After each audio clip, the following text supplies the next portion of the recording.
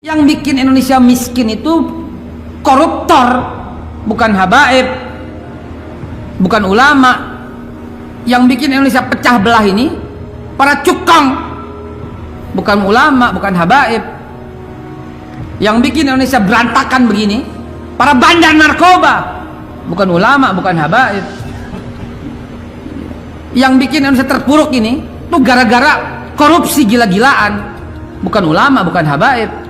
Enak aja, dikit-dikit dikatain habaib, dikit-dikit dikatain kadrun, dikit-dikit dikatain kadrun.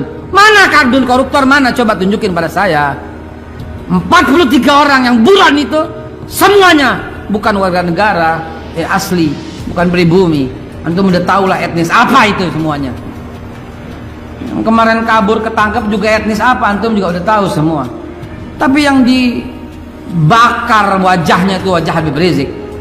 Habib Rizik bukan pengkhianat. Beliau bersama Pak Taufik Kemas almarhum adalah pejuang, penegak 4 pilar Pancasila, UUD 45, Bhinneka Tunggal Ika, dan NKRI. Itu yang ditegakkan oleh beliau. Kata-kata NKRI, ulama Muhammad Nasir yang pertama kali berkata demikian. Habib Rizik itu bukan koruptor. Justru beliau menguatkan KPK. Justru beliau sepenuhnya mendukung pemberantasan korupsi. Beliau banyak memegang data koruptor, banyak yang adu pada beliau. Makanya begini, Habib Rizik itu bukan cukong.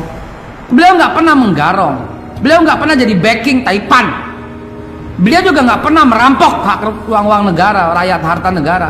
Beliau nggak terlibat dalam senturi, beliau nggak terlibat dalam jiwasraya, beliau nggak terlibat dalam KTP, IKTP. Para Taipan yang terlibat. Tapi kenapa yang dibakar beliau coba?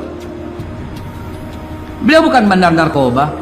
Beliau justru mendatangi tempat maksiat dan mendatangi banyak dan menyelamatkan banyak para pemuda dan pemudi yang terjerat asusila dan narkoba.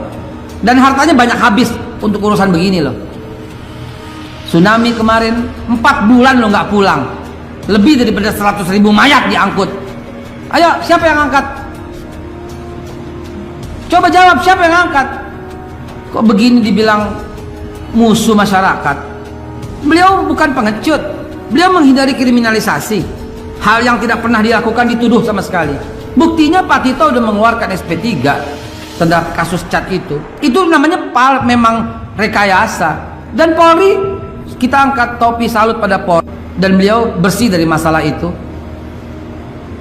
Sekarang yang izin tinggalnya lewat tuh dipulang-pulangin.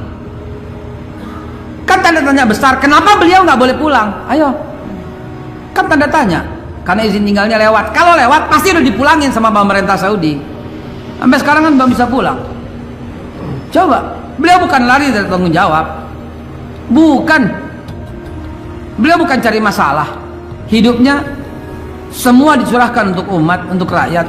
Dia pikirin bagaimana kita kok. Dia tokoh muslim terbesar yang mampu mendatangkan jutaan orang sekali kata-katanya dan kumpul semua di Monas. Siapa yang sanggup demikian? Ada. Ini diserukan deh. Dari mulai presiden, ayo kumpul di Monas. Coba lihat berapa ya. Kepala partai, pimpinan-pimpinan partai berkumpul semua rame-rame, lalu berkata, ayo kumpul di Monas. Ayo berapa orang yang kumpul coba? Seluruh menteri dan pejabat berkata, ayo kumpul di Monas. Ayo berapa orang? Ayo coba berapa orang? Saya mau tahu. Ini tokoh besar, ulama, habaib. Kok begini diperlakukan di negara ini coba? Dan alhamdulillah dibakar nggak mempan. Alhamdulillah, kan ini memicu kita pasang wajahnya di setiap gang. Kita pasang wajahnya di setiap lorong kalau perlu sekalian. Semoga pemerintah bisa mendengar dan mendengar aspirasi jutaan pencintanya ini loh, agar berupaya memulangkan dan islahlah, damailah gitu loh. Nggak usah nyari gara-gara sama orang Islam. Mereka nggak tahu dan nggak pernah tahu bagaimana rasanya kalau umat Islam sudah marah dan tersinggung. Mereka nggak pernah tahu itu.